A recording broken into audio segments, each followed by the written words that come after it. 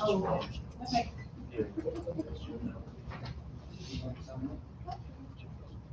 evening, everyone. We're going to go ahead and call to order the Amherst County Board of Supervisors. Let the record reflect that today is March 16th, 2021, and the time is 7 o'clock p.m.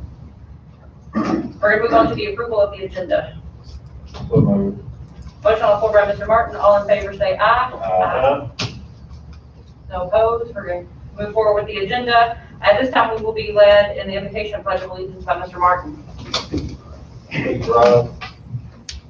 Our Heavenly Father, Lord, we just come before you as your humble servants. Lord, we just pray and lift up our county to you and pray that you will give us wisdom to make the right decisions that will further the county's development and be pleasing to our citizens. Father, we pray a blessing on all of our county employees and thank you for the time and effort they put into making the county better. Father, thank you for just allowing us to do your will, and it's in your Son's name we ask and pray. Amen.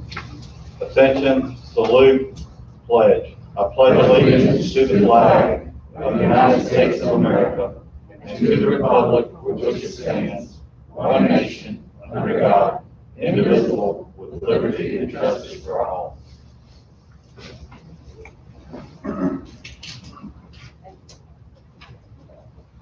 So I guess we need to put in the record that Mr. Ayers and Ms. Tucker are absent tonight. And then at this time, I'm going to open it up for citizen comments. Is there anyone here wishing to speak?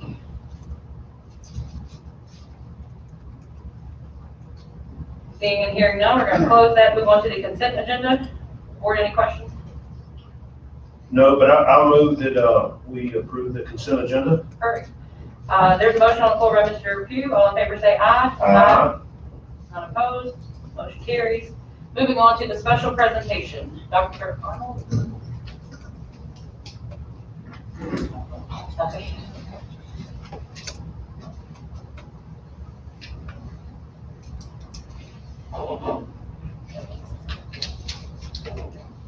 Thank you, Madam Chair, members of the board.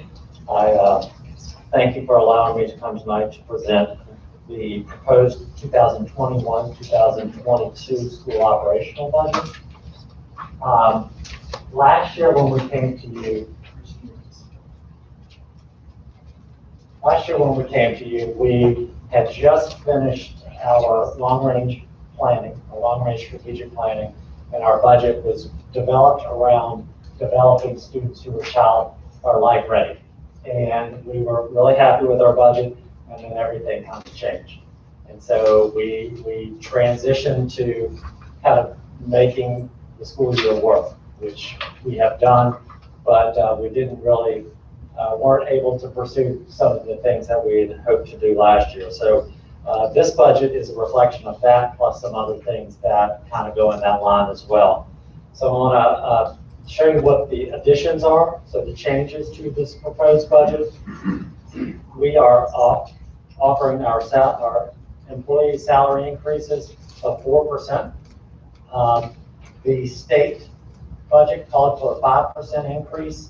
As you know, that 5% increase by the state is not actually 5%. That's it's a percentage of that 5%. In order for us to get that money, though, we have to hit the 5% over the biennium. Last year, we gave a 1.5% raise. This 4% raise will get us at 5.5, which will get us the 5% from the state. Our health insurance premium, we are looking at a 6.8% increase for the employer and about a 3.8% increase for the employee. And I'm going to go over something more in detail at the end of the presentation, but just as an addition, that's the addition to our expenditures. We went through a renovation of all of our HVAC systems in the last 3, 4, 5 years, and Southern Air is our contractor with that, and they have been servicing all of our HVAC equipment for about 8 years, and there's not been an increase in the cost of their service contract. That came up this year, and the contract will increase, and so that's an increase to our expenditure for the coming year and for the years following. And if you have heard talk several times to you guys about the CTE Regional Academy, that's going to be hosted at Central Virginia Community College for Amherst students and other surrounding counties to take courses in CTE that are not available at our hospital. And so we are putting money into that to support our students to attend that regional CTE academy moving forward. And finally, we've added stipends for our middle school and elementary school teachers to run after-school programs in STEM programs, because when we get our students excited about that kind of stuff in elementary school and middle school, it's more likely that they'll stick with it in the high school, and then they can move forward. So those are the additions. And so what that looks like from the dollars and cents is that is a $1.9 million addition to our school operational budget, which will get our total proposed budget up to $46,704,308.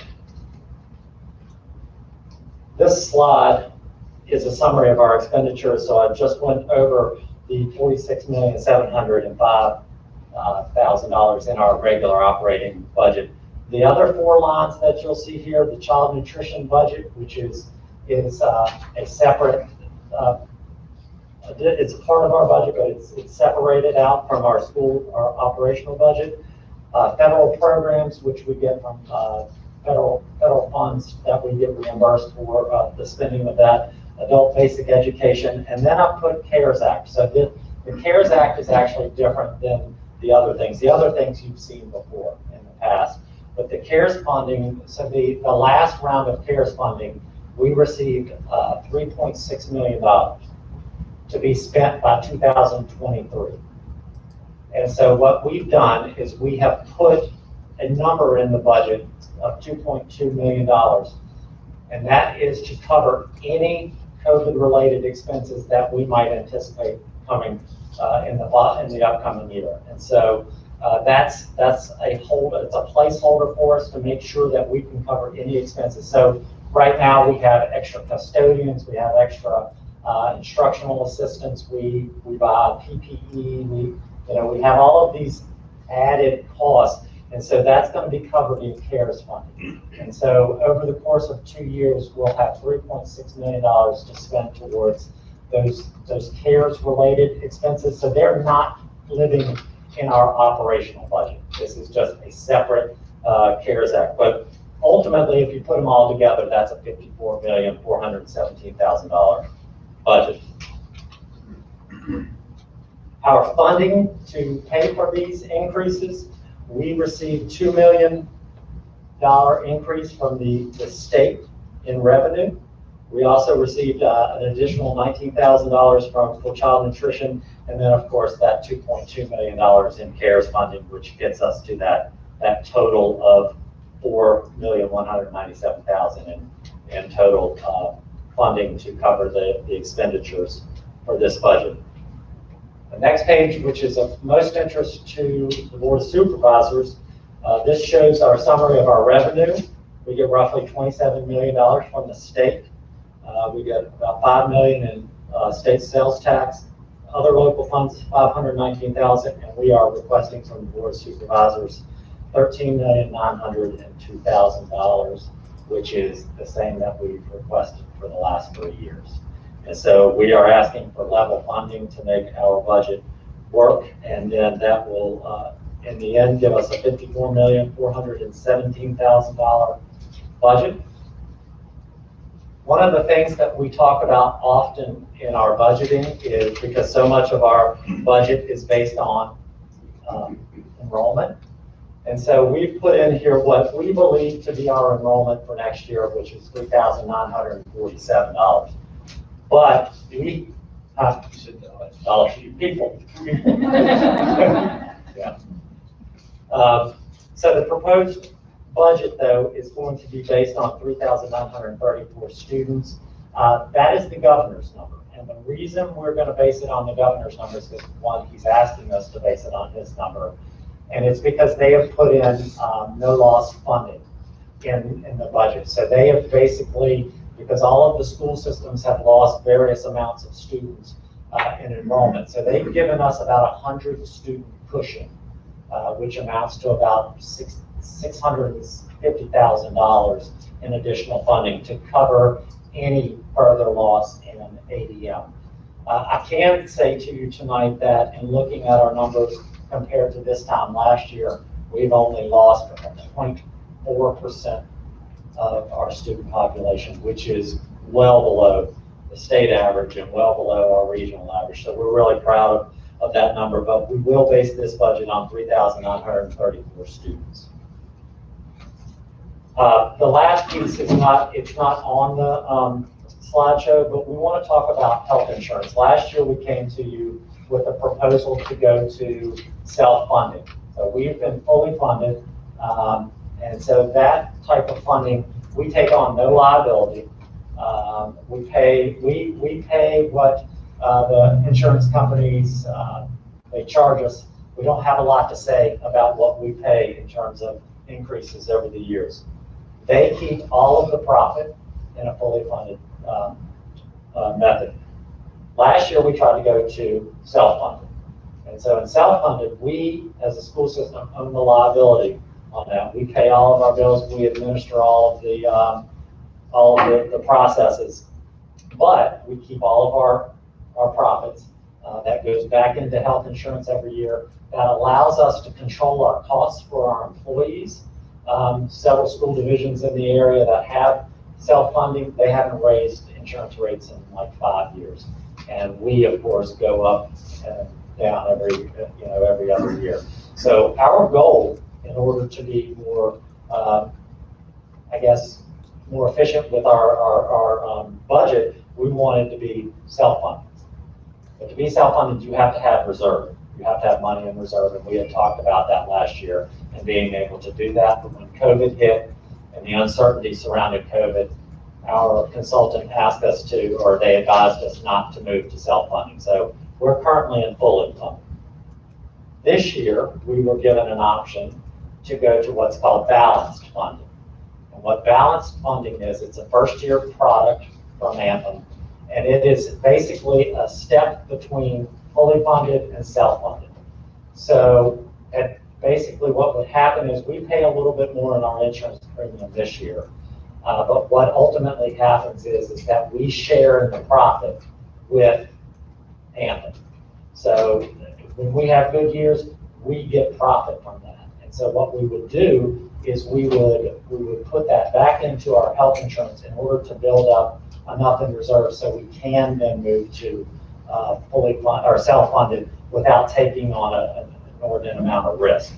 And so this is basically a half step to get to self-funded. And so what we're able to do this year is cover that increase in insurance to do that and to cover half of our employees' increase. So they're only going to be paying 3.8% increase in their insurance. But what would ultimately have to happen if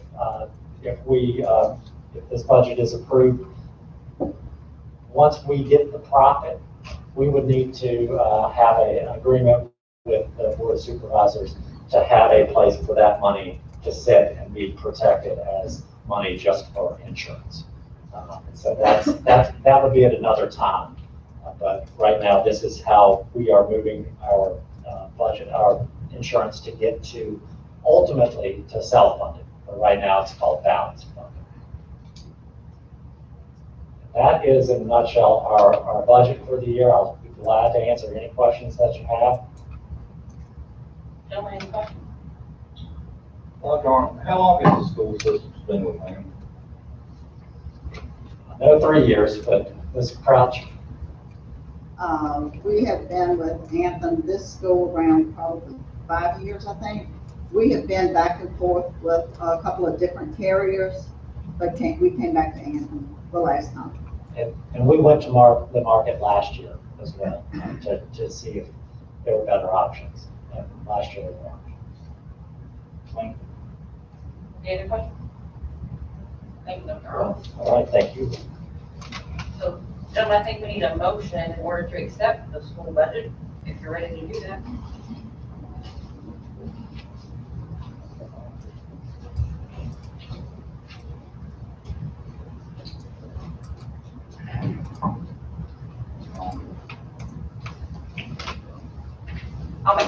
I move that the board adopt the fiscal year 22 school budget as presented. All in favor say aye. Aye. Any opposed? Motion carries.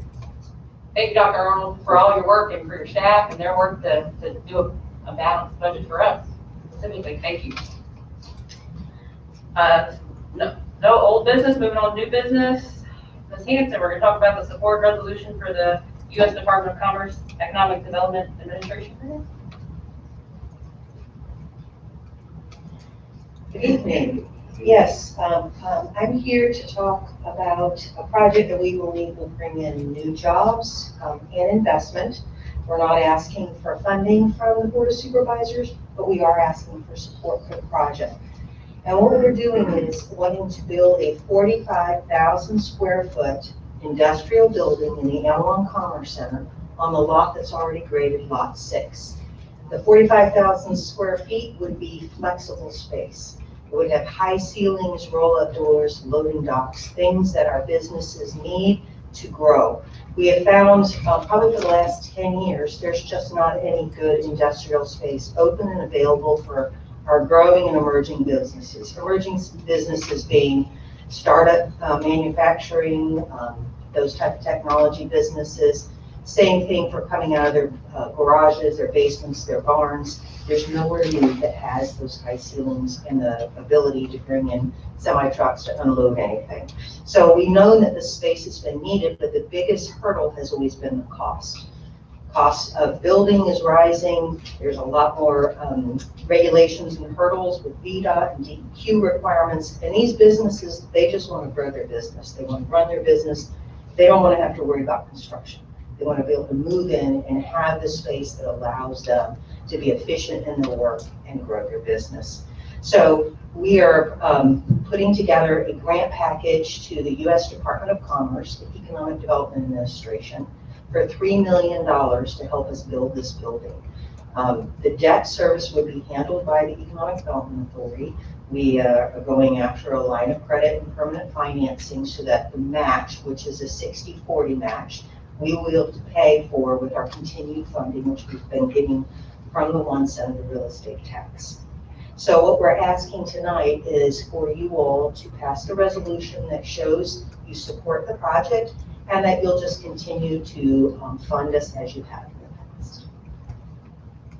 Thanks, Victoria. Any questions, board?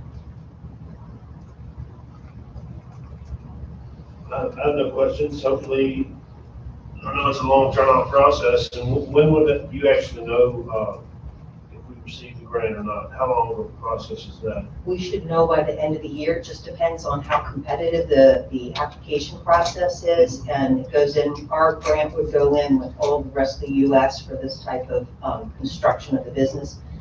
The building, we already have 3 of our businesses that have said that they would like to move into the building. Letters of interest have been written. So we are very encouraged that as soon as we can get it up, we will have people ready to move in and start bringing that jobs and investment to the commerce. And then you would just lease the building. That is correct. Any other questions? No, I'll go ahead and make the motion. I move that the board approve this support resolution as presented. Motion on the floor by Mr. Pugh. All in favor say aye. Aye. Any opposed? Okay, congratulations. Welcome. And we hope we have further congratulations later. Yeah. Thank you. Up next, Ms. Warner, health insurance renewal.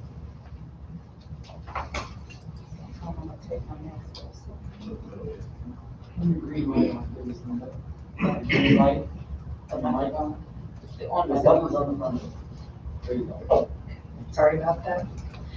The county has received final renewal quotes from Delta Dental and Piedmont Community Health Plan for the FY22 plan year. The county is in the 3rd year of a 4-year contract with Vision Services Plan. No action is needed regarding employee vision insurance, and the vision insurance rate will remain the same for the FY22 plan year. Delta Dental is offering us a flat renewal for FY2022. This means that there will be no increase in employee dental insurance rates for the FY22 plan year. It is the recommendation of Human Resources that the Delta Dental contract be renewed. Due to several large claims, PCHP is offering the county a 4.4% increase in medical insurance premium for the FY22 plan year. Additionally, PCHP is offering the county a rate cap guarantee should the board also wish to contract with PCHP for FY 2023.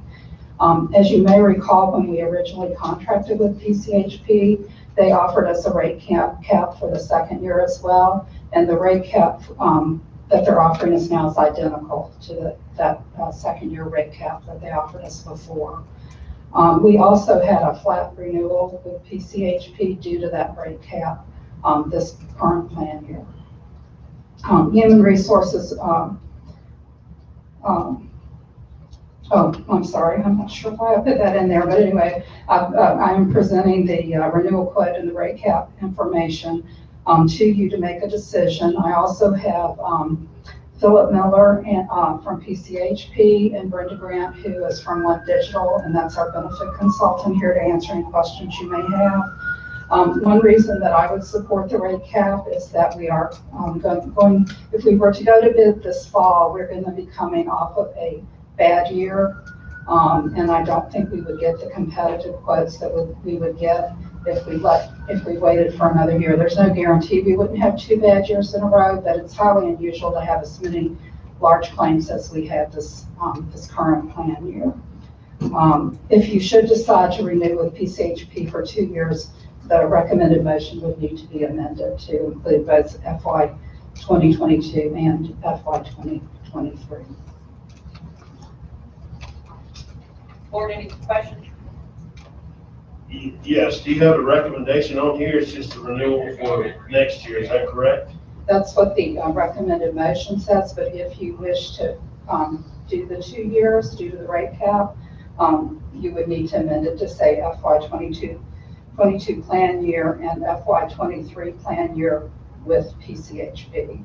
Delta Dental will give us a new quote. And you were saying that it may be a good idea, did I hear that? The rate cap that they have given us is excellent. There's not too many companies that would give us a rate cap like that. And also my concern is if we go to bid this fall, coming off of this bad year, the quotes that we get may be high. So I have a quick question. Are you finished? Yeah.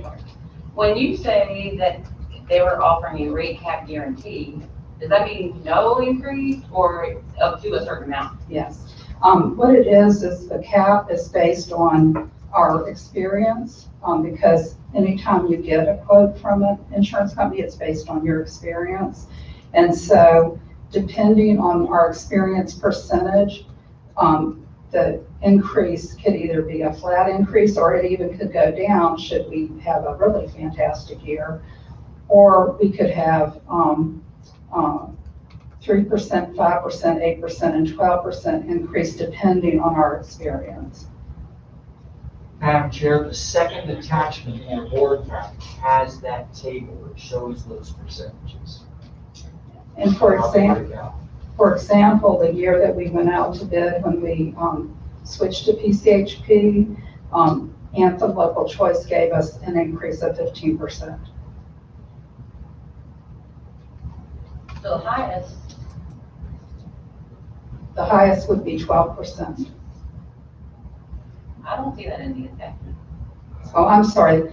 If we had, if our experience rating was 91% or higher, then they do it according to the market. Oh, I see. Okay. Okay, so I'm looking at the medical loss ratio, which is in one of the handouts, right? Yes, sir. So if that ratio is 90% or higher, it'll be based on standard underwriting. Yes, sir. That's correct. Which is a benefit. I'm going to let Phil come up and answer that if that's okay.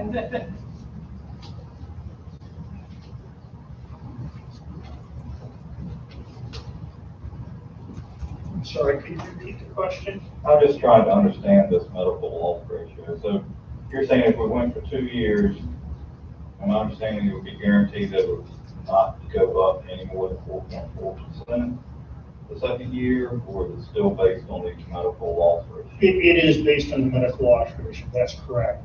This coming year would be the 4.4%, and at that point in time, at the end of that year, we look at the medical loss ratio, and it would sequence based on where that medical loss ratio would be, anywhere from 0 up to a certain point. So, okay, I'm not an insurance guru. Ah. I'm gonna get my teeth cleaned every 6 months. So what do we get out of the 4.4%? Do you understand? But I think the actuaries probably come up with that 4.4% based upon the claims of the previous year. Is that why based upon the amount of claims you receive, that's how they decide what your rate is, right? The actuaries do the math? That is correct. But it could be higher than 4.4%. That's correct. It certainly could be. Okay. Thank you. Sure. Madam Chair, I guess my thoughts on this is, I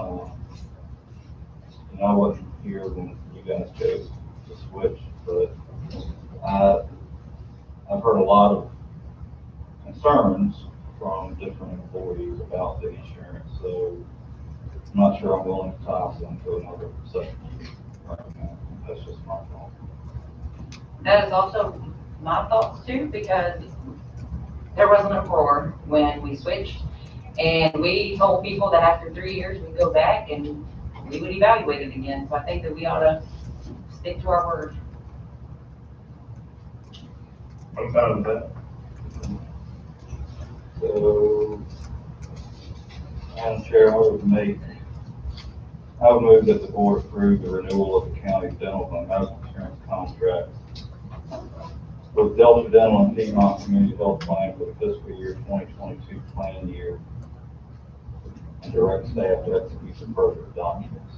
So that's not doing the second, right? That's correct. That's the thing. So that's my motion. Motion on the floor by Mr. Martin. All in favor say aye. Aye. Any opposed? Motion carries. Thank you. County Administrator, budget update.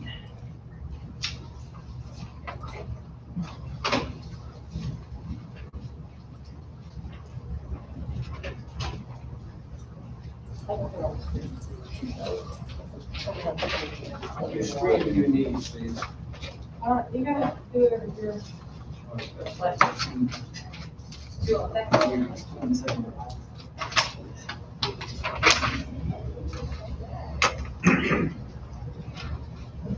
Okay, so where we are in the budget process is we have been waiting for the school to present their budget, which we have.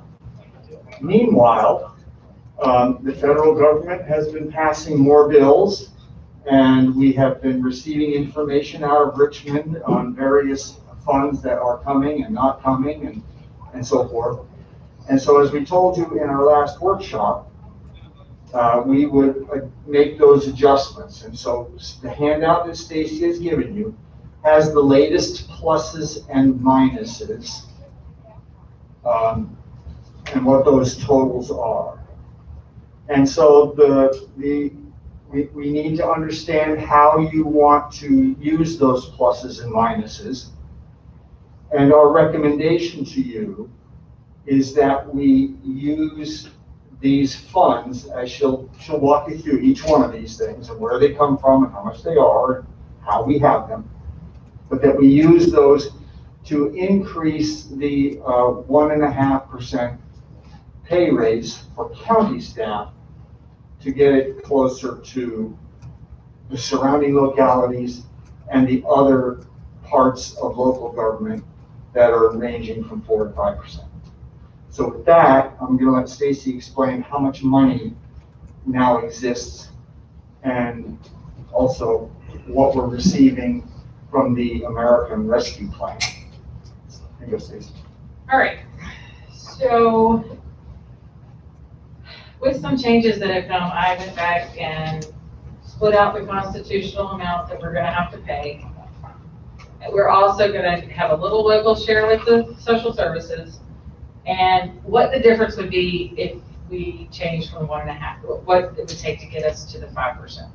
Before you get too far, can you explain what local share is? So with social services, a large amount of their funding comes from the state and the federal government. but there's always a small percentage that has to be paid by the locality. A lot of times, the director is really good about working it into her budget. She's already got 3% in there, but we're kind of estimating between the high and the low as to where the local park might end up. There is going to be a small portion of that 5% that will come from local funds, but she's got most of it covered already. And then, so I took the comp board money and subtracted it out. That's the estimate, and actually just got the numbers from them today, and it's right close. So I'm just going to keep moving with that number. And then we have already budgeted $172,000. Obviously, we need to make up the difference on the constitutionals first. And then we have $97,000 left of that 172 to go towards county support staff if they were at the 5% level. So now we're going to try to look for $278,000. You still have, so I separated this into 3 categories. One is original proposed cuts that are still available. So I put on here the additional $5,000 for election officials. So those are the cuts that we already offered you, and you selected the amount. In many cases, you didn't use the whole amount. So there's some amount that is still available for you, because historically that amount hadn't been used, but you left a buffer. But there, as I said, there's some amount that is still available. So that we're talking about the amount that's still available from those original cuts. Can you go back to this? All right, so we've got the constitutional 5%, and then the remaining county stuff. Is that like non-constitutional? So that'd be like everybody. That would be. So I'm trying to understand where we're trying to get. So we're trying to get to 5% across the board. Yes, for equity and parity and All right, all that. that's all I'm looking at. Thank you. So then these 5 items, the election officials, another 5,000, code enforcement 5,000, park maintenance 5,000. I will come back to the ACSA funding because I've had a conversation with Mr. Hopkins, and I want to talk to you all about the initials of the American Rescue Plan. And then the remaining solid waste proposed cut. That obviously still does not take care of our problem. So then I got notification that they're changing the allocation of responsibility for the health department. And our first year's decrease is $21,000. And then we estimated higher than what the insurance is costing for our health insurance for our employees. So I've taken that off as well. Still haven't quite gotten there. So I did some looking around, and we have 1 vacant position in the treasurer's office that's been vacant almost a year. I had looked at the volunteer incentives, and history says we only spend $23,000, but we have 28 budgeted. Not trying to take any money away from the volunteers, I'm just saying that's what we've been paying out, so it doesn't make any sense to leave. And I put 4,000, so we take it down to 24. And then our loader rate came in very, very close to what we have this year, so that was over budgeted by about $10,000. Line of Duty Act, we have to pay for special insurance for them.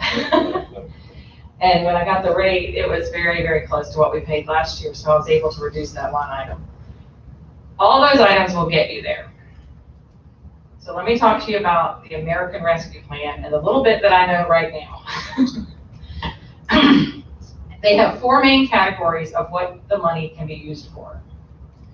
One is additional COVID expenses, supplies, pandemic type things. Premium employment for essential employees. Now that is a very wide range this time. Everyone could be deemed that works for a local government or state government could be deemed essential by the governing body. Then there's the ability to give more grants for small business, households, trying to think what else on the list is, that was a little bit longer list, but basically, more grants, wherever they're just not just small business grants this time. And then the last line is for water and sewer and broadband infrastructure. So my suggestion, right off the bat when I heard this, was the Service Authority is slowly trying to save money to do these sewer expansion projects. If we set aside $1 million of that, that gives it to them for 5 years worth up front. The project just has to be completed by December of 2024. And it also frees up that recurring money within the budget.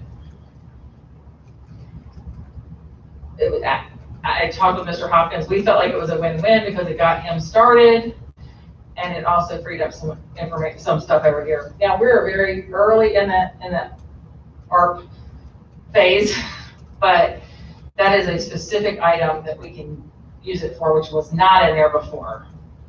So, and then what you do with the rest of it is still up for grabs. It's just we get half of it now, and half of it 12 months from when we receive it. So to put that in context, we're talking the American Rescue Plan, ARP, that funding is $6.13 million. estimated. Estimated at this point. Yeah, the Treasury has to certify it all, but yeah. So the bottom line is we're suggesting that you put $1 million for the Service Authority and stop the annual contribution and leave the remaining $5 million plus for broadband expansion. Or we could come back and talk about. Oh, of course, we can go through all those categories and we can go through all of them. Okay, so just where I'm sitting, well, I got a couple questions. One, the park maintenance, what does that take park maintenance down to? If we take another time? Hang on.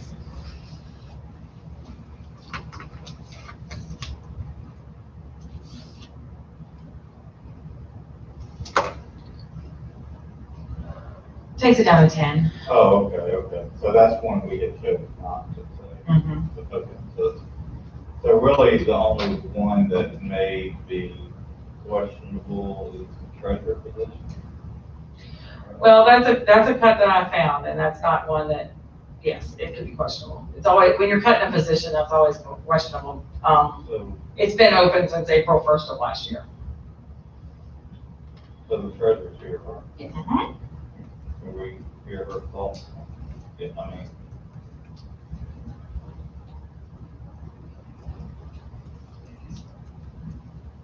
Good evening.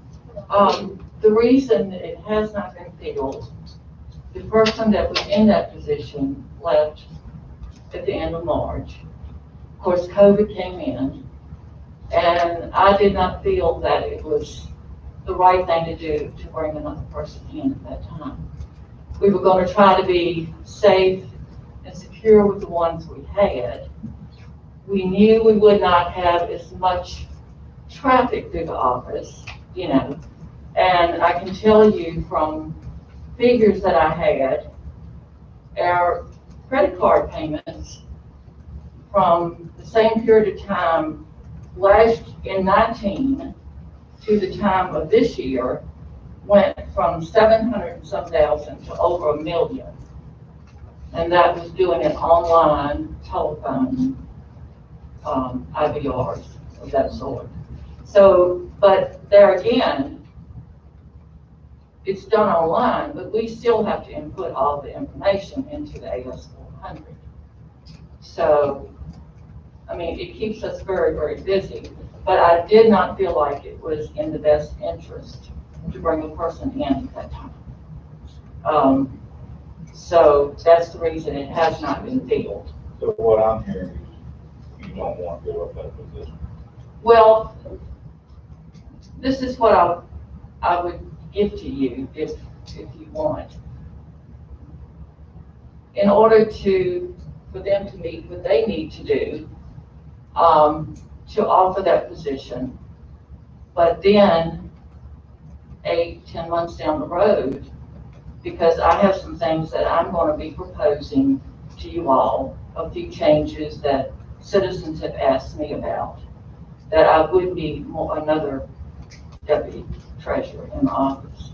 If down the road I see that need, I could come back and ask you all to appropriate the money to my budget. Because I feel like it will be a few months down the road. But that's the reasoning why I have not filled it. So at this time, you're not actively recruiting anybody for that position? No, ma'am. No, ma'am. And you are predicting 8, 10 months, something like that you will need it, or you don't know? Well, I'm saying, I mean, we don't know what the future holds right now. But if things keep progressing, that it gets better, you know, we'll have more traffic in the office too. But there again, we still have as much work to do. It's online, it's on phone and all of that, but not with another person maybe at this time. But I did want to explain to you why I did not fill it at that time, because she left, COVID came in, and it was just not a good time. Any other questions? So, okay, so if you didn't spend the money, it's still there, but you've already factored all that in, right? What was left over? Well, if you didn't spend the. Well, it's gonna, what didn't get spent in this fiscal year will roll into your general fund balance. So did you factor that in when preparing the budget then? So- No, right now, that position is in there as needing, as funded. Okay, Because so it's two different pieces. What we don't spend in this year goes in your general fund balance, and then we start over with, like at point A again. So, okay, and I don't take positions out unless you all tell me to. I keep them open and funded within my budget, just like with public safety. I have a list, and if one goes out, I put vacant, and that's what she has on her list right now. And if somebody comes back in and fills it, I'll put the name in there so I can keep up with it. So, no, it's still funded 100%. I just know sometimes when you let a position go, or to get it back, you know, fund it back. And that's my concern with what I have ideas that's coming forward. So I have a question for you. How did you handle this year? Was it through overtime that your staff was working? We worked a lot of days with very, very little time, you know, and we did work overtime. In our busy times, you know, we're there till 7 o'clock at night a lot of times, checking up and doing things like that. But I have a great staff. I will say I have a wonderful staff. And then I'm a hands-on person too. I get right in there and work with them. Whatever we're doing, we work with it together. so, Mr. Rogers, or Ms. Wilson, this American Recovery, can you use that to do salary swap like we did last time? Or, We could use that to issue a bonus. but, You can use it actually for salaries, but it's one-time money. It's not like it's gonna perpetuate. So we could, but it's actually limited even more this time. You cannot use it for pension. So all the money that goes towards VRS, we could not replace it. yeah, I guess, I really appreciate your offer. I mean, I guess, if the board chose to take the position now, and then you came back in 8 months, we don't have the money in 8 months, how are we gonna fund it, right? So, I mean, we have to pull it out of the general fund for one time and deal with it all year. Correct. That's if you decide to approve it. And, Oh, that's right. you know, and she doesn't figure out a way to perform whatever these new functions are with existing staff or whatever. And the new software that we pick up doesn't perform any existing functions for her that frees up the staff that are currently doing more tedious things that the software will do for them. Which is all to be sorted out in the future, why it's such an uncertainty, I think. for the treasurer. So, Does anybody have any more questions for Ms. Gordon? yeah, I do. And forgive me, but I'm an HR person, so I'm gonna ask a lot of questions about this. And the reason is, it's been open for a year. And so I tend to say, hey, is it a business need for this job? If it's been open for a year, your staff has functioned, so tell me the story. Why do you need it? Because you functioned for a year without it, so help me understand why it's an absolute need. Well, I guess that position has always been there, you know. We have just taken on, each of us have taken on more duties and taken up the slack from that person leaving. And then, like I say, it's really because I did not feel it because of COVID and bringing somebody else in. Was your staff drowning during COVID? Were they what? Drowning, like they were Well, no, exhausted? they weren't drowning, and I mean, we have meetings and we talk about this, and they're fine. I mean, they're not disgruntled employees, you know, they're happy employees. But I mean, are they disgruntled? I'm saying, are they overworked and exhausted and they're tired and? No. But I'm just saying, you know, if the need comes, what can I expect, you know? I will gladly give up my position now to help the other people get the raise that they would like. Well, we appreciate that, and I just don't know that we can guarantee later on down the road that we can approve it. Right. That would be my, I mean, we definitely want to consider it. Right. but- And that's all we can say. Yeah, but I just want to explain why. no, I appreciate I it. appreciate that. Yes, thank you. All right, so, I mean, I guess, I'm sorry. No, I have a question. What's the savings from the, insurance premium? What is that number that you had budgeted versus what it is? Yeah, it's on here. If you look under, it's actually under reductions from state because it was an automatic reduction. $11,000. All right, well, I'm, I don't know, all five of us board members were here last board meeting, and we agreed on a 1.5%. Some of these budget cuts are tremendous, and I don't know, code enforcement, park maintenance, and you go down the list, I'm pretty firm in what we did at the last board meeting. If you all have a better idea, then I'd certainly like to hear it, but. Well, I mean, I don't disagree with you. I think the one opportunity we did not have at the last meeting was being to offset the service authority funding with that amount, you know, for at least 5 years. So, I think it was a very creative thing to come up with, and, yeah, I think definitely want to be able to take that money. So, the accounts, And whatever that gets you to, right? Whatever number percentage. yeah, look, to me, the only thing that gives me pause is the vacant treasurer. That's just I'd rather leave that money in the budget. the 30 days. Yeah, I know she's gonna need that position. She's already saying it, basically. She's had it before, and that's everybody that owns land or property in the county uses that department, and we all do. So, yeah, I do too. But I want to know a little bit more about these APR funds. I mean, is this guaranteed? Is this coming towards, I mean? Yes, Yeah, Biden signed it into law. There's a specific bucket but you don't know the amount yet, right? You said you had a. estimated based on what Congress has estimated it at by county across the entire nation, because there is a separate bucket for counties this time. Mhm.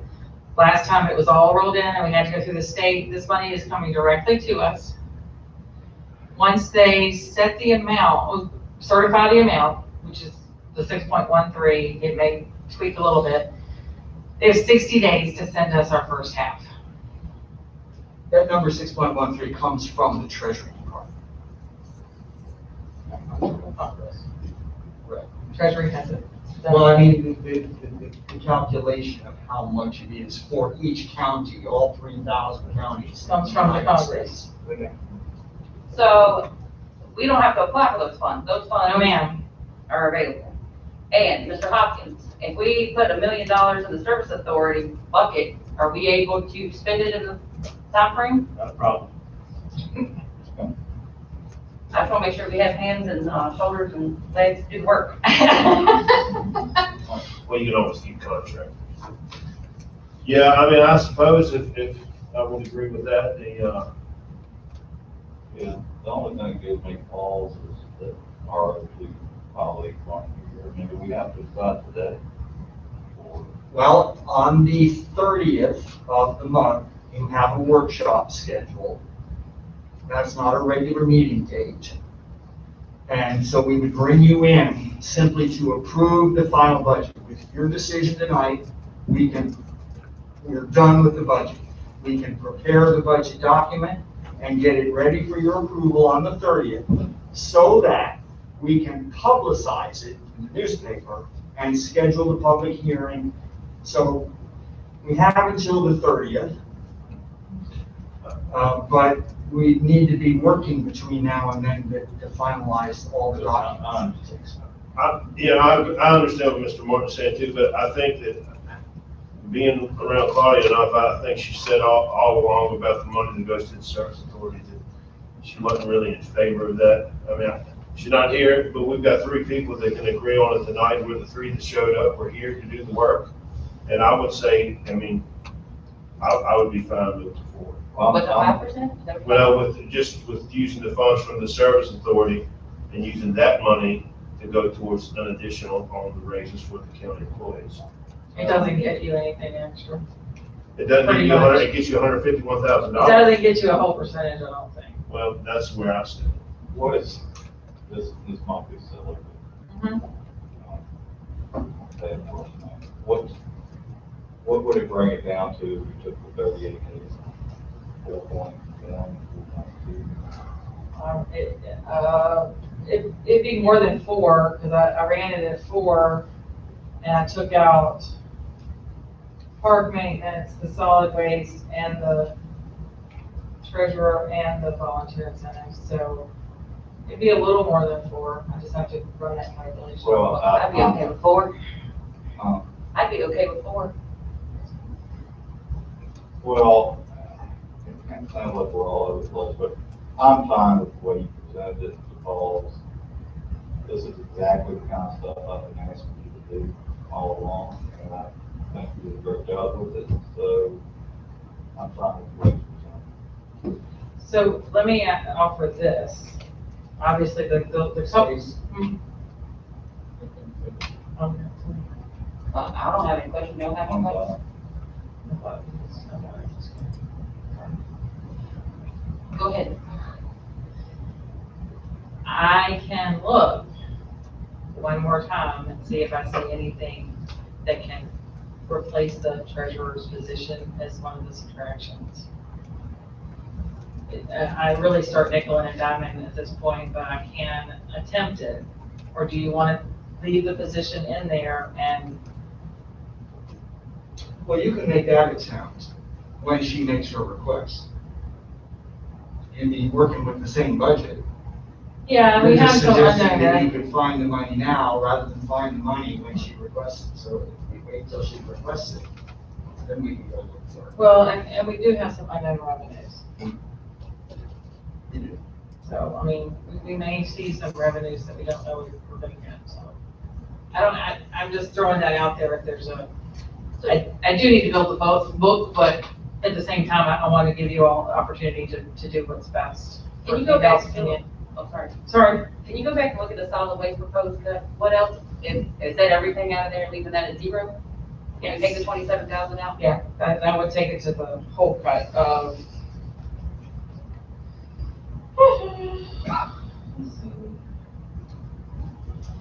$52,503. Oh, but it would leave a whole bunch in there. Well, that's their whole, budget. But yeah, and that is like multiple line items that summed up together. So the general fund gives X amount to the solid waste. And that's all I'm doing is reducing the amount from general fund based on different lines over on their side. We still get the 7 days of the 2 convenience. yes, sir. So, what are you looking for from us? Are you looking for, it says no motion, but one will be suggested if needed. Do we need a motion? What do you need from us? Well, we at least need two of you to agree to what has been proposed. We found a way to get you to 5%. Yep. And it also solves the service authority problem and puts to use money that's not being used. And so if you don't want to take any of those ideas, you want to cut some of those ideas out, we could go less, but our challenge was to try to match everybody at the 5%. And so we think we've met that challenge, and that's our recommendation to you. And that's the constitutional, in essence, it's not everybody because the school's getting 4%, right? That is correct.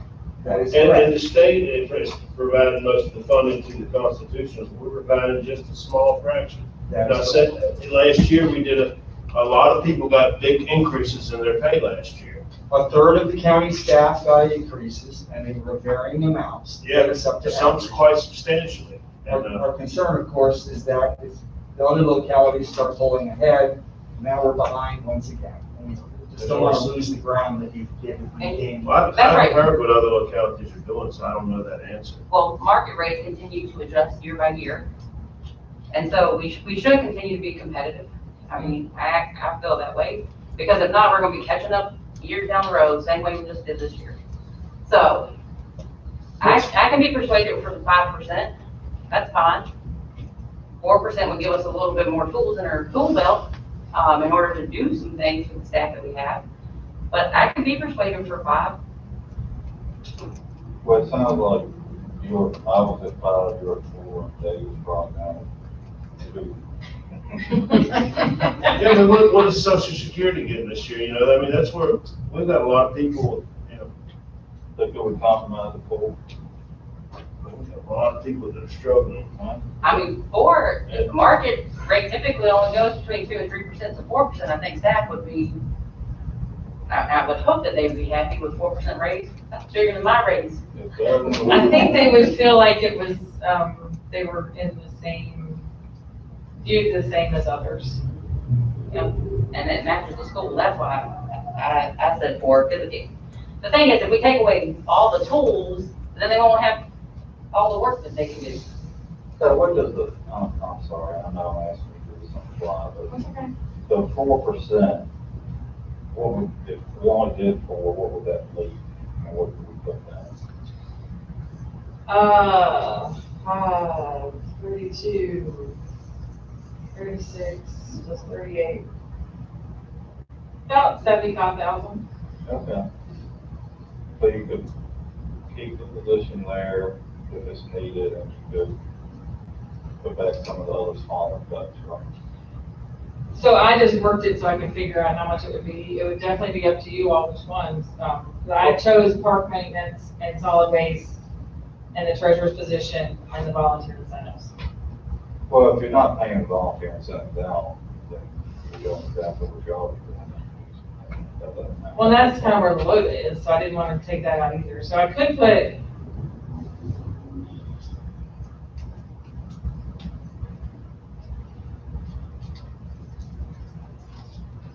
or any other way, like, just to be really close, so.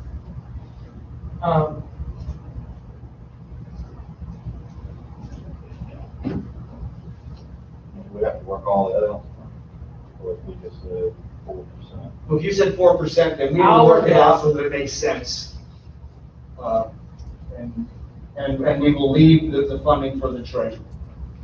That one we can lock in and leave that available, and the rest we'll figure out what makes the most sense to put back from what's on this script. And then you bring it back on the 30th? And then that'll be the final document on the 30th That'll be the draft, the big book that I do. that we'd like you to approve for us to go public with. I think 4% is fair. I think 4% is a great raise, and most people in the private sector, usually 3% is what you get when you exceed expectations. Typically, people get 1.5%, maybe 2%. I mean, I'm just going by what I know about the private sector. 4% is a huge increase in my estimation. Motion. Little motion. Sure, I can put it into my motion. That's what you need, right? Please, that would be helpful. I move that the board agree with the 4% increase for county staff and then staff execute whatever they need to do for the budget deficit. Well, I think in doing that, we're also saying we're gonna take the 1 million out of the, what is it called? Oh, yeah. Park, American Rescue Plan. Yeah, We're gonna set it aside, You're gonna set that aside for, service authority use. which I think that's a good idea, but that accelerates things. Motion on the floor by myself, all in favor say aye. Aye. Any opposed? Nay. Do we need to do a roll call for that? No. No, Okay, got it. motion passed. Okay, so, for your calendars, please mark, Tuesday the 30th. That's not a normal meeting day. The question for you is, you want to do a 5 o'clock quick meeting or a 7 PM quick meeting? 5 o'clock would be fine with me. 5 o'clock, so I have my calendar marked. Okay. Let's see, the 30th. PM on the 30th, yes, sir.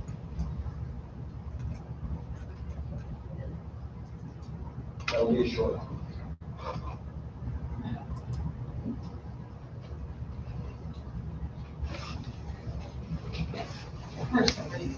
I need some instructions up here. I never carry, they're all like, they don't have anything written on it anymore. Just color coded, they all, you gotta remember in your brain. I would do it this time. Oh, different buttons to turn it on and turn it off. It's the bottom. That's All right, moving on to the county attorney's report. Mr. Popovich. Yes, ma'am. I do have one item that I wanted to bring to your attention. I believe you all have received an email from the county administrator regarding the opioid legislation that is before the governor for his consideration and adoption.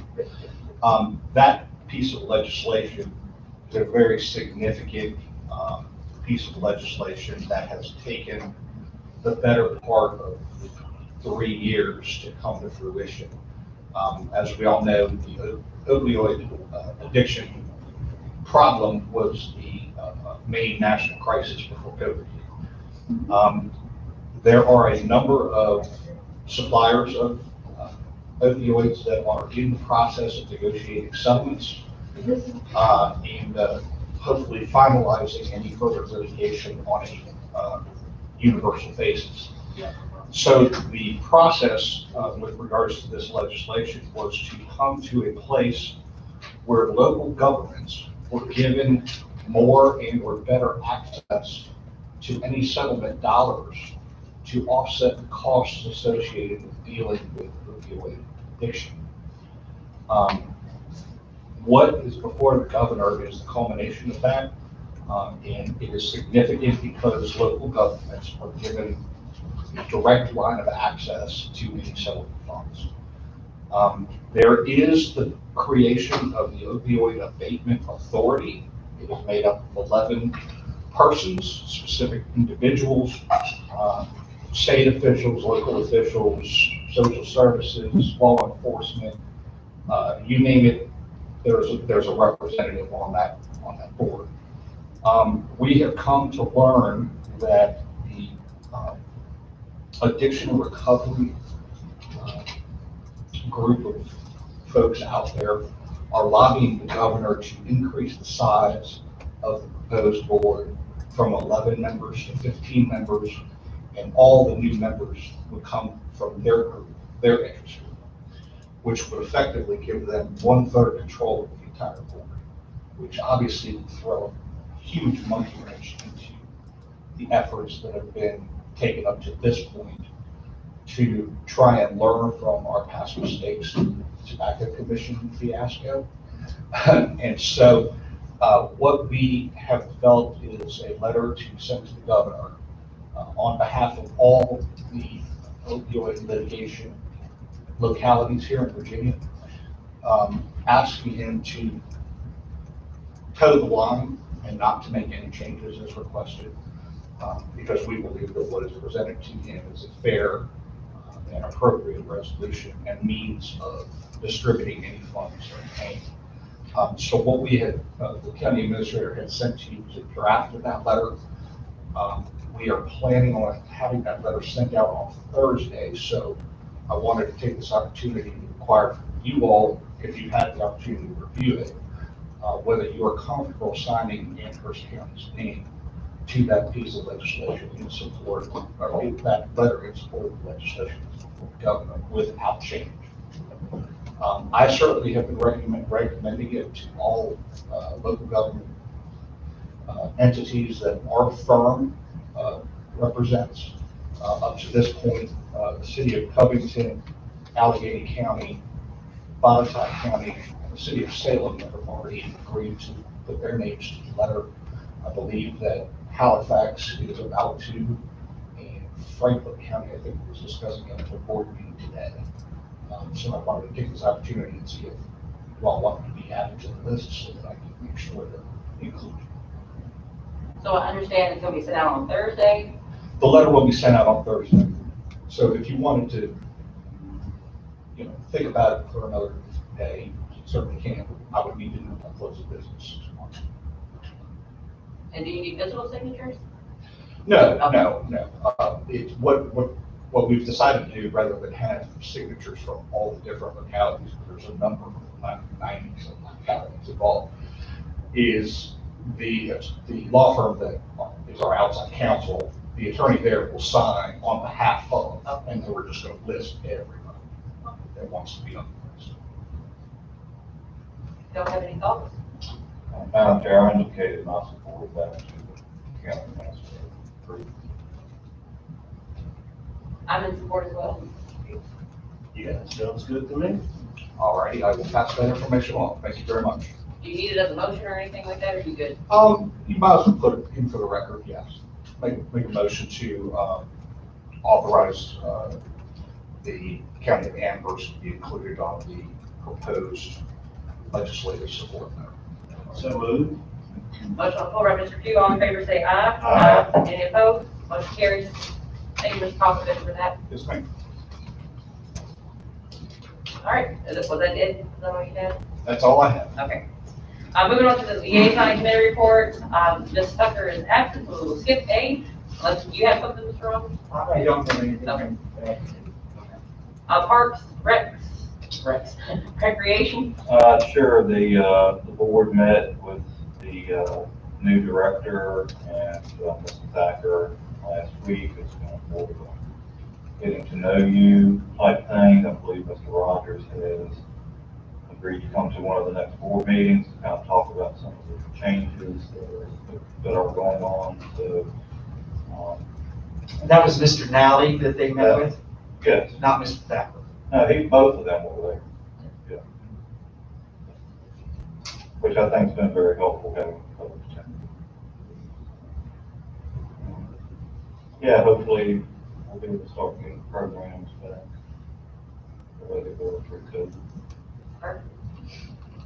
Thank you, Mr. Martin. The LRBA is there for info only. Moving on to department reports, we have the Amherst County Museum and Historical Society at Starbucks. Good evening, Madam Chair, Vice Chair, Supervisor Martin. My board has asked me to appear before you tonight. We have 3 who are out ill, 2 are out because of surgery, 2 are on family issues, and the last one is new on our board of directors, and he has yet to attend a board meeting because of the pandemic. So what they did was they came up with a statement that I can read to you. Is that satisfactory? Okay. And I do have copies of it if you would like a copy of it just for yourselves. The Amherst County Museum and Historical Society was founded in 1976. with a mission to discover, collect, and preserve objects related to the history and genealogy of Amherst County, and to exhibit, interpret, and offer those collections to the public to provide educational experiences for people of all ages. In other words, we are the keepers of Amherst County's historical and genealogical records and artifacts. 2020 was a challenging year for everyone due to COVID-19, and the museum was no exception.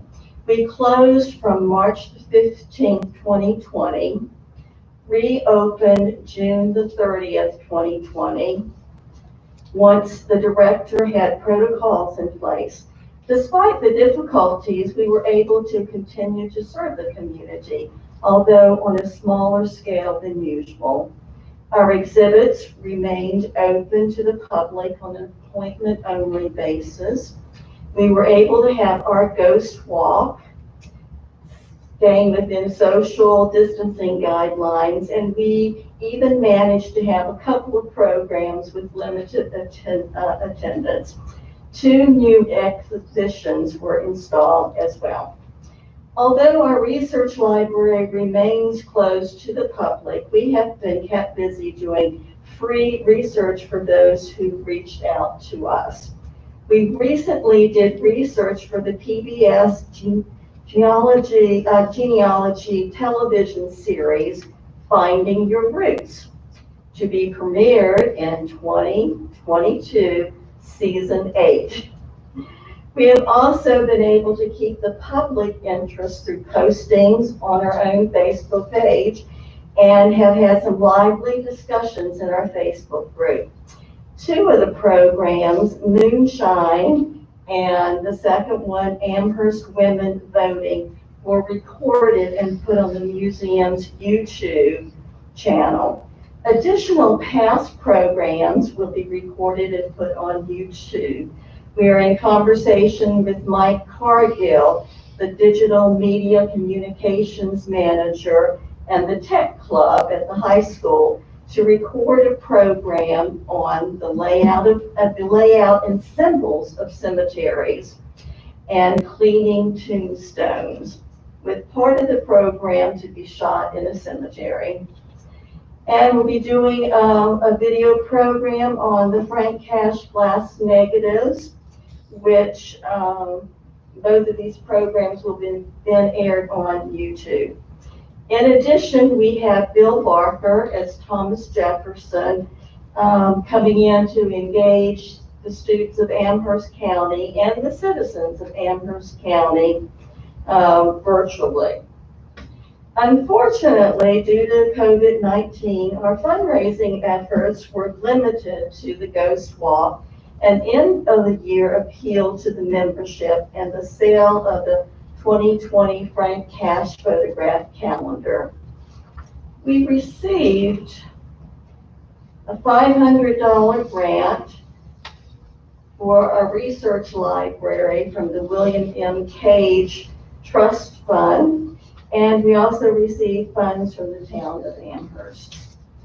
The board is so appreciative and grateful for the county's support. You've provided us with a professional director to oversee and guide the museum and historical society. You've provided a budget for office and computer supplies, and you've funded supplemental requests in the past, including the exterior and the interior painting of exhibit areas and 2 porch replacements. We would still be in the dark ages if not for your support. Hopefully 2021 will be the turning point and we will be able to once again come open fully, the exhibits as well as the library, and have in-person programs and events. We look forward to the day we will have the kindergarten and 4th grade students back at the museum engaging in hands-on stations such as quill pen writing, playing colonial games, breaking plaques, and we'll also then get back our researchers returning to the genealogy research library, and discover in county records their ancestors who were granted a land patent from the king. Until that turning point comes, we will continue with virtual programs and helping researchers from afar. Our immediate future plans are to increase our membership with a major membership drive and fundraising for general operation costs and special projects, and to upgrade the Hamble Center with a real floor, real walls, and a real ceiling. Thank you for this opportunity to present our annual report. Octavia will be able to answer questions you might have on the fiscal year reports. With kindest regards, Cynthia Hicks, President, and Midge Elliott, Research Librarian and Genealogist. Thank you. Thank you, Ms. Starbuck. Any questions? No questions, but I do enjoy the programs at the museum. I kind of got a preview of moonshine and fresh looking. It's really interesting listening to those kind of events because you really get a look back into the past. You do. How it kind of was, even the letters, just seeing how people wrote the old English. It's one of those, I appreciate it. Okay, well, thank you so much. I do have a replacement page for you for the 2021 fiscal year. There were some typos in it, such as 2019. So, there. And I'm just curious, if, I know on you had visitors and participants in different programs. Do they, I would assume that most of them are local, but do you count how many people you pull from out of Amherst County? I do count everyone. I don't have it broken down, but I do keep a list of, what states are coming in. Like the other day, we had 4 individuals from Tennessee. And of course, we weren't doing research, and they, but they had this wonderful question. They thought that their ancestors was in the Penn family, lots of Penns, and that he had a land grant. So I was able to work with them. I have them wear masks as well as gloves. And we worked on an Amherst County map representing the 1730s to up about 1810 or so. And we were able to find their land on this huge Amherst County map that a gentleman, a surveyor, had done of the old land patents. And you have one here hanging, I believe, in the hallway. And so we were able to find his little dot of 78 acres for him so that he could take a picture of it and trace his ancestors. Very cool. Anything else? Yep. Appreciate you being here tonight. Okay. Thank you for all your work. No problem. Mr. Rogers, turn it over to you for nominations to the redistricting committee. Yeah, this item is on the agenda just as a reminder to board members. Mr. Martin has already submitted his nominee. Ms. Moore asked for an elevator speech that you can share with your constituents when asked, what is the job? What's required of me? So we have each one of those at each of your places so that you can read it to them over the phone, or you can hand them a copy that tells them what we know about the job at this point. The hard question is, how much time is it going to take?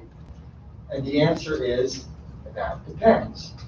If the Census Bureau gives us their data on the 2020 census soon, the work will be spread out over time and will be finished by the 1st of August. But if they wait till June or July, then there'll be a lot of meetings really fast to try to finish by August. And if there's not enough time, then the lawyers have got to get involved to figure out how we run the next election.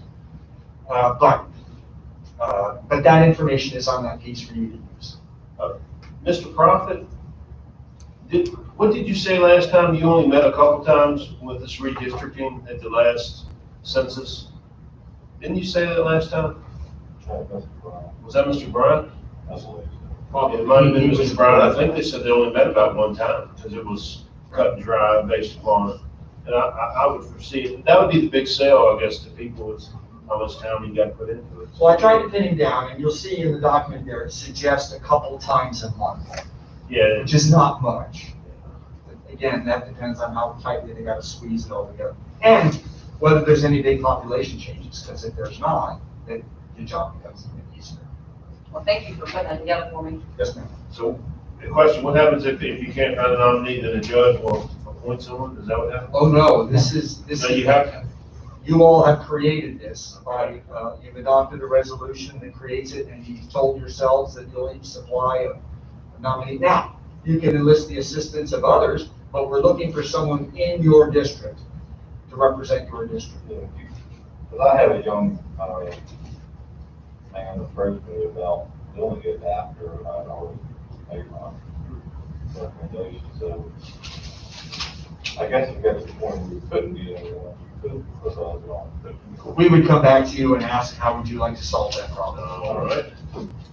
So what is that, what's the deadline on that? Do you have an idea? When do Well- you want the nominations? Well, as soon as, I know as We- soon we- as we don't- possible, what's the, we don't have the data, we don't know, we don't even need the committee until we get the data. But we would like to have the committee setup? formed, trained, and ready to go, so that when we do get the data, they can act quickly. But counting everything back from the election, if they don't, because of the various notices we have to give to the public and so forth, we need their recommendation and your decision around the 1st of August. All right. Yeah, that's our best guess. Is everybody here in your district? I don't think so. I don't think so either. Any other questions? All right, we're opening it back up for citizen comments. Is there anyone here wishing to address the board? Seeing and hearing none, we're going to close citizen comments. Matters from the members of the board. Mr. Martin? No, no. Mr. Pugh? And Mr. Rogers, I've got one thing. I have continued to follow up with VDOT on Rocky Hill Road.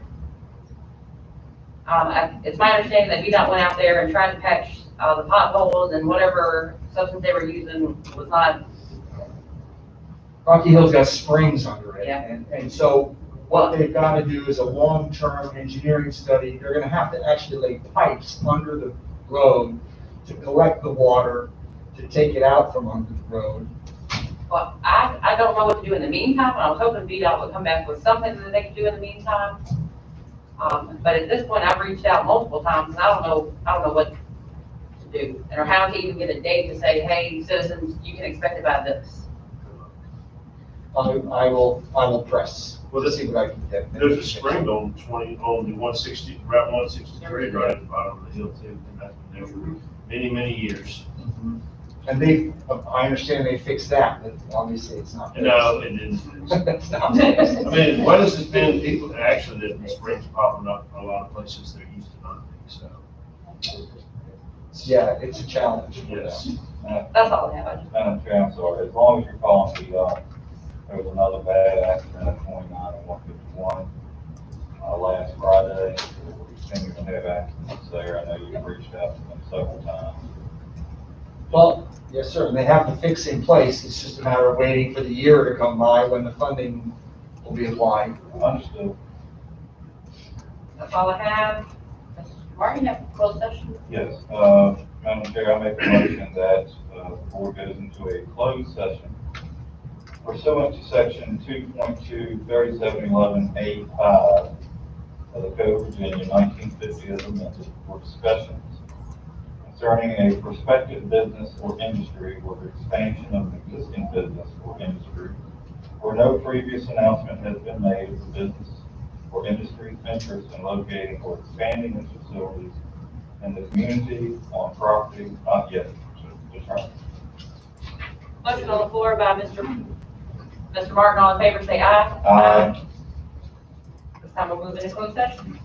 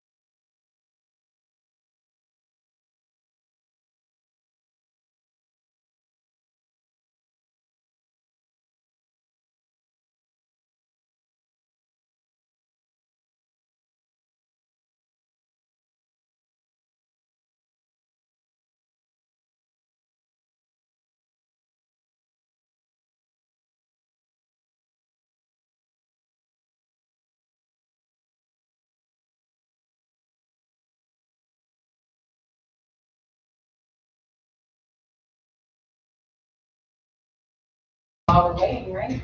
Yep. I move that the Amherst County Board of Supervisors certify, oh, wait a minute. I move that the Amherst County Board of Supervisors come out of closed session. Motion on the floor by Mr. Martin, all in favor say aye. Aye. Any opposed? Motion carries. I move that the Amherst County Board of Supervisors certify by recorded vote that to the best of each board member's knowledge, only public business matters lawfully exempted from the open meeting requirements of the Virginia Freedom of Information Act and identified in the motion authorizing the closed session were heard, discussed, or considered in the closed session. Mr. Martin? Aye. Mr. Pugh? Aye. Ms. Moore? Aye. We're looking for a motion to adjourn. So moved. Motion on the floor by Mr. Martin, all in favor say aye. Aye. Any opposed? No meeting. I didn't have my mic on.